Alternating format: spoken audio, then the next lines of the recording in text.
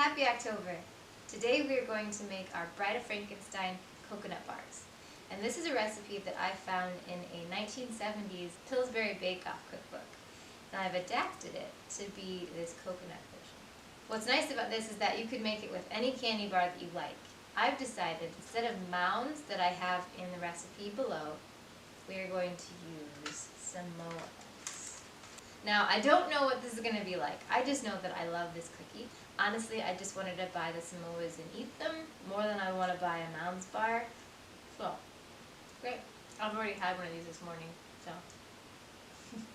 let's get going. This is a very, very simple dough. First, you're going to take all-purpose flour and salt, and I have just nuked my butter until it is pretty close to completely melted. Then we have brown sugar, and we're just going to mix this all together. As you mix, you're going to notice it's going to get kind of crumbly, but we want to be able to press it into our pan. Just keep mashing it up. So for this month, you got to see me dressed as the Bride of Frankenstein, and that was the most fun photo shoot that I have ever done. I didn't have to use any kind of wig or anything. There was a special trick to do that hair. It involved a knit hat and a bunch of bobby pins. Now that this is all crumbled up, I have a buttered dish here. What size this is, I don't know. This is 8. We have a 8 by 10 baking dish here that I have just lightly greased with butter. You're going to take half of this cookie filling. Just dump it in. Just eyeball it the best you can. We're leaving some for the other half later. Now go ahead and just evenly distribute it along the bottom. And once you feel like it's pretty evenly spread, take your hand and press it in there. If you don't like coconut very much, you can pick any kind of candy bar that you like. You can dice up Milky Ways, you can dice up Snicker bars, anything will work. We have our cookies here. I'm just going to take them and break them into bite-sized pieces. Put them all over the bottom. I think I'm going to end up using this entire sleeve of cookies, minus the 2 that I ate. I am interested to see how these are going to work out. I've only made it the way that I've written it in the recipe in my blog with the Mounds bars, so I'm hoping this adds a whole other flavor to it. I also had the afterthought that maybe I should get a can of Dolce instead of a can of sweetened condensed milk. I think that'll amp it up even more. I think Halloween is probably my favorite holiday. I kind of live every day as if it's Halloween. Okay, we used 1, 2, 3, 4, 5, 6. We used 17 cookies in this so far. Don't clean up just yet because we are going to add our coconut. So I just have sweetened coconut that we're going to put half a cup in. Come on, friend. Whoop. Break that up all over it. Alright, now here comes the gooey part of it, which makes it extra delicious. We're going to put sweetened condensed milk in there, a whole can. And let's just go ahead and pour evenly over the whole thing. That looks good, just like that. Now we have that remainder of cookie crumb.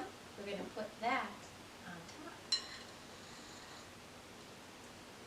Now spread this evenly all the way to the edges. Then press that in as well. Now that this is all pressed in tightly, we're going to stick it into a 350 degree oven for about 20-25 minutes until it starts to become golden brown and that sweetened condensed milk starts to bubble. See you soon. Now all we have to do is prep some toasted coconut to go on top of it after it's done baking. I'm going to do just about a half a cup of shredded coconut.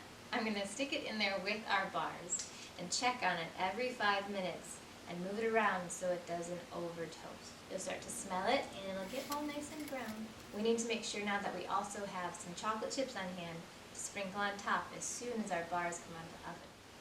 This is exactly what we want. Just that caramelization of the sweetened condensed milk bubbling on all the sides, and the crust on top is nice and firm and a little golden brown. Now, before it cools too quickly, we need to put chocolate chips on top of it. Just sprinkle them all over the top. Now this is where you really have to test your patience, because we have to wait for these chocolate chips to completely melt before we touch them. So you'll start to see them get a little extra shiny and soft, and then we'll move them around. Let's see how long that takes. Okay, now these are ready to move around and spread across the whole top. So just gently push them around.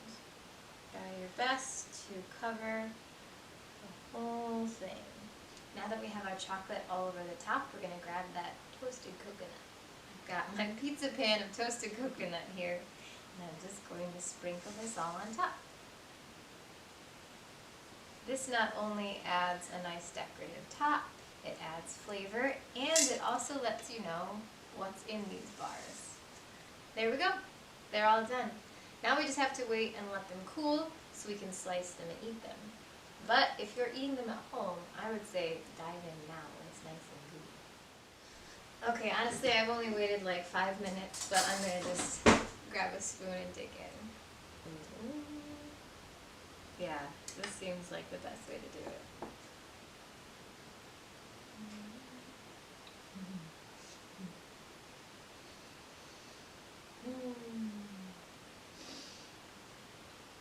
That's so good. It's sticking in my teeth. But in the best way possible. Don't wait for them to cool. Dig in right away. Maybe even get some ice cream. This is mine.